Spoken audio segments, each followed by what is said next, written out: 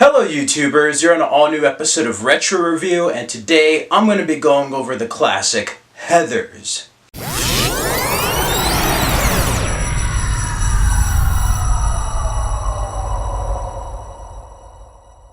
Heathers is a 1988 film directed by Michael Lehmann. Stars Winona Ryder as Veronica Sawyer, Christian Slater as J.D., with Shannon Doherty as Heather Duke, Lisa-Ann Falk as Heather McNamara, and Kim Walker as Heather Chandler. Heathers was a teen comedy in the late 80s, but it has its deep moments. In many ways, it's almost a dramatical satire of teen suicide. There's a lot of undertones in this film with suicide. It's almost made fun of at first, but there's a lot going on, both in the foreground and background of the story. There's a lot in this. And it revolves around this character of Veronica, played by Winona Ryder. There are these other girls named Heather.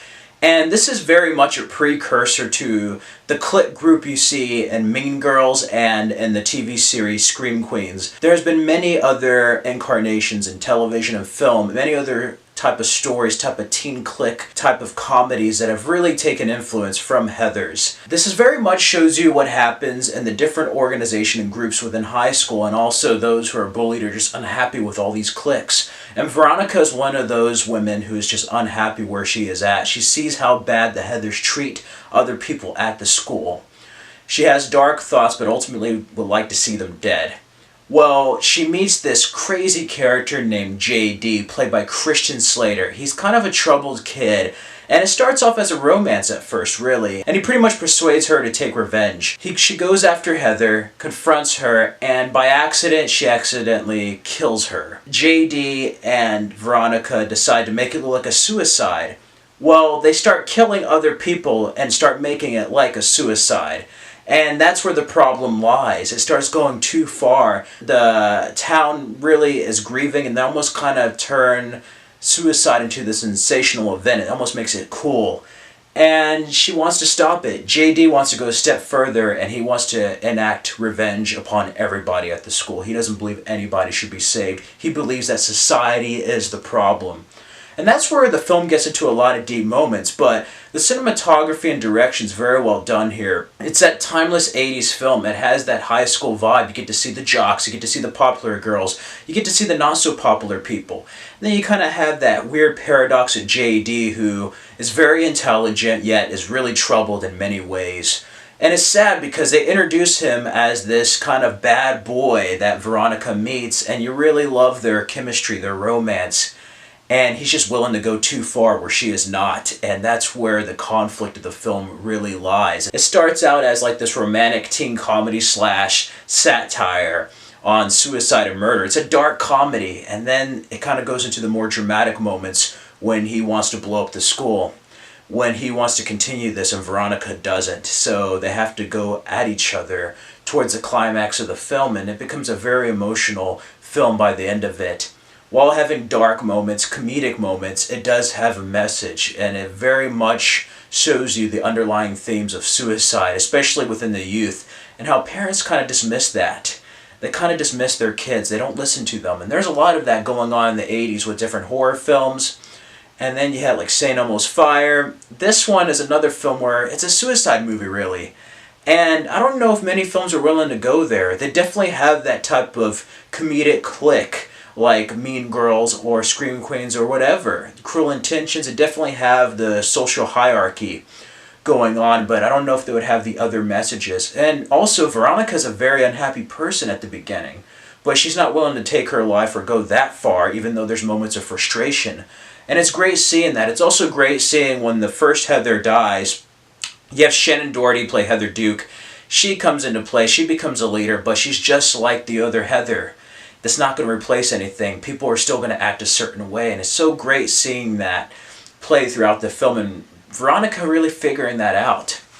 Winona Ryder is amazing in movies. She's such an underrated actress, but she really plays a strong character in Heathers. And she plays someone who's very relatable. Christian Slater, to that degree, does as well, even though he's a bit more, say, psychotic compared to the others. He based a lot of his performance off of the actor Jack Nicholson, and you can definitely see that. Originally, Brad Pitt was going to be cast, as well as some other actors, but they're thought to be too nice. Christian Slater got the role, and I'm happy. Him and Winona Ryder have terrific chemistry. They dated during this and a little bit after the filmmaking process of Heathers, and you can definitely tell there's some real chemistry there, which makes their confrontation even more emotional, that she loves this guy, but he's just out of his damn mind, and she has to stop him.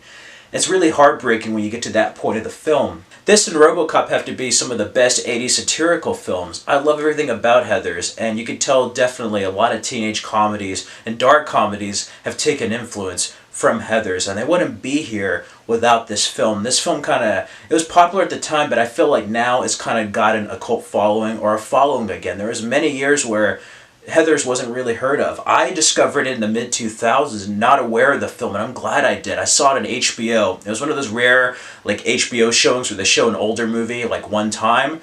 I saw it, and I was just like, wow, this is a really funny film, dark, and it's just a very different film, a well-made film. And there's not many others like it, really. There's many imitators, but there's not something... It doesn't have something that Heathers has, you know? Heathers has something. It was onto something at the time. And I feel like it makes it a more relevant film for today. Even with technology progressing, even with the time period, teenagers are still teenagers, society is still society, and there's many themes here that are present. Anyways, I give Heathers an A. Heathers is a well-made 80s comedy, funny, dark, kind of crazy in some moments. There's moments you laugh where you shouldn't laugh, but you do. It's just one of those films, but Winona Ryder and Christian Slater are dynamite. The Heathers are just total bitches. I mean, they're just like Rachel McAdams' group in Mean Girls. Seriously, that's their parents. I can imagine the Mean Girls being their daughters. Seriously, it's those type of people. And everything else with the music and just the way stuff is shot, the way they go about suicide and everything, and how society reacts to that is just great. I really like it. They even have a made-up song of not committing suicide, don't commit suicide, or something like that. It's a fake song that's just very funny when it shouldn't be, but yeah. Heathers is a classic. If you have not seen Heathers, I highly recommend it, especially if you're aware of films like Mean Girls, you're aware of other TV shows. If you're aware of teenage comedies, dark comedies, clique groups, you definitely need to watch Heathers. You will like it. If you're a Winona Ryder fan, Christian Slater fan, check out Heathers. And if you have checked out Heathers, let me know your thoughts of the film. What did you think of Heathers? If you like this video, click the like button, comment, and subscribe for more videos.